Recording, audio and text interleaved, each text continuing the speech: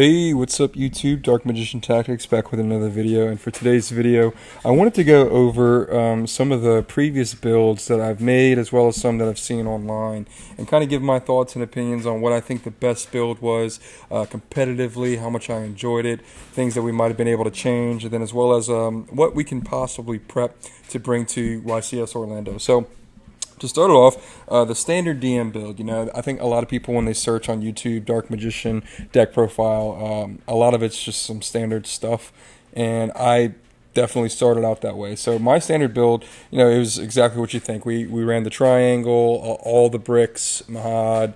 Well, Mahad's not really a brick, but he can be. Dark Magician Girl, Red Eyes, things like that. Especially when I was getting back into the game, I didn't quite understand all the avenues that you can go into making, a competitive Dark Magician deck. And it works well with the Toy Box engine as well as most of these profiles that I'm going to name on here. It did really well in going into some rank 4s XYZ plays with the Toy Box engine and Dragoon, and that really made the deck work. There's a lot of searches, but there's not enough access to them. That's why we need a lot of draw power for this. It's really fun for locals, but other than that, because everyone knows now that, DM gets the cutting board when it comes to all the support. We don't have a lot of support. We have to constantly make these other engines work with Dark Magician, which part of it's fun because you get to challenge yourself into making a really competitive deck, or as competitive as possible. The other hand is you see all of these other profiles get all the love and support from Konami, and it really does feel like we get left out all the time. So that was the standard DM build. The Turbo Dragoon build is one that it works well when it works, obviously, and when it's not interrupted, and it is a good going blind second. Having more knowledge now, it's, how do I say this, versus when I initially built that profile specifically, and it's on my channel, I think it has potential to be a competitive deck, especially like I mentioned as a blind second. People argue that shotgunning Dragoon isn't a good play, and I would somewhat agree with that if and only if you don't have good follow-up and interruption and negates afterwards. So Dragoon alone is a Omni negate, if you didn't know, but you only get one per turn. And yes, he gets big pretty fast, but it's so easy to get over Dragoon. Everyone knows this. You can Kaiju him, you can Forbidden Droplet, you can Dark Ruler No More, things like that. Skill Drain. It's really easy to get over Dragoon. But the good thing is with the Dragoon is most of the time it takes a lot of resources for people to get rid of them. So when you run a Turbo Dragoon build, you typically have follow-up for a second, possibly even a third one, which I did. One of my favorite duels I ever had at locals is I was able to get 2 Dragoons on the board, and my opponent, hell of an opponent, got over both of them, and it was fantastic to watch. So the Turbo Dragoon build is really fun, and like I mentioned earlier, now that I know more, it is a viable option for competitive play, knowing more than I did when I initially built it, especially as a blind second build. I think a lot of people wouldn't be prepared or ready for it. The third one is the Shining Sark build. I initially had the wrong idea with this build, trying to mix more Dark Magician cards with it and more DM engine with it. I now know I don't think that's the move. This deck will be very competitive with the right hand traps and interruptions. The knowledge that I now have, it's some of the most fun I've had playing at locals and competitively. It's just like Yugi's puzzle, right? Once the deck is solved and you know the right ratios for everything in terms of building it, it's going to be game over. So the Shining Sark is, little Yugi's cards, and when I initially built it, like I said, I was trying to put too much Dark Magician stuff in it.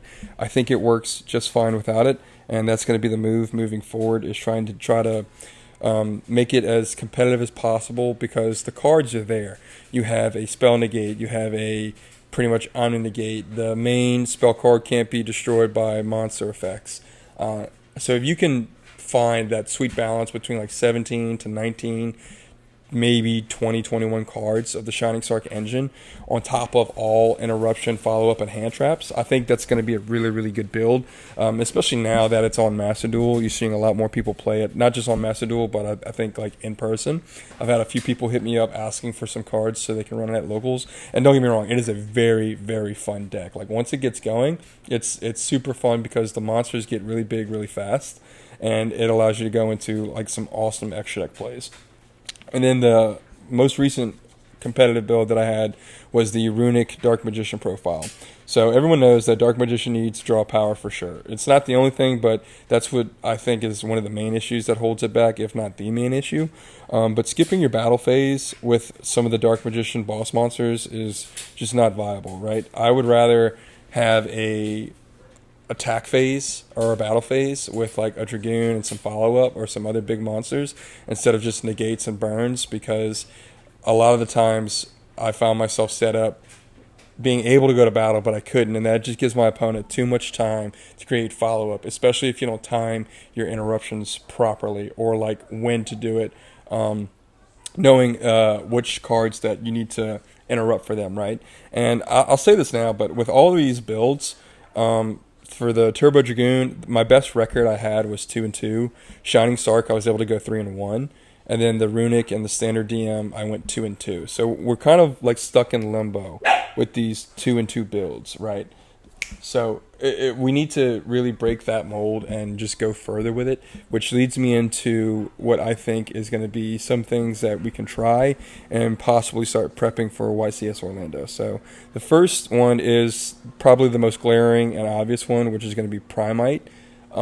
I've had enough people ask me to try, or if I have tried it, that it warrants my attention. So I've ordered the cards as of now, what they have, and we're going to see how they do. From what I understand, it's just a lot of normal monster summoning, which kind of sounds like it'll fit into a Turbo Dragoon build.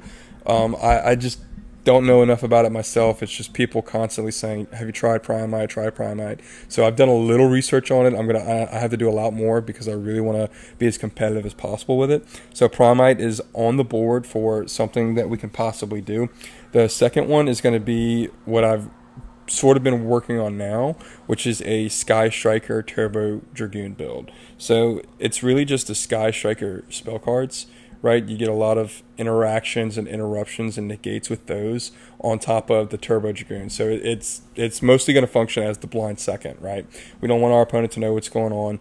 And possibly, I haven't figured out all the ratios just yet, but all of these profiles that I've mentioned previously, we ran no more than 45 cards. It's always been a tight 40 to 45, so we might have to break the mold with some of this. One of the ideas I had with this last profile is the Shining Sark one, or maybe not the Shining Sark one, but for a profile is running a 60 card build and going into like a that grass looks greener or something like that, just to kind of dump a lot of cards, because Thrust searches that normal spell, right?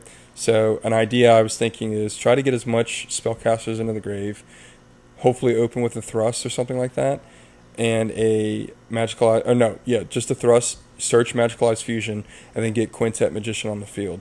I think that's a boss monster that a lot of people overlook.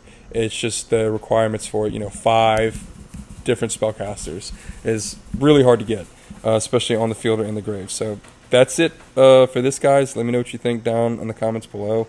I would really appreciate your feedback. But yeah, those last 3, Primite, Sky Striker, and Shining Sark, is what we're going to be looking for to possibly bring to YCS Orlando. So I appreciate your support, guys. Leave a like, drop a comment down below, and I'll see you guys in the next one. Thanks.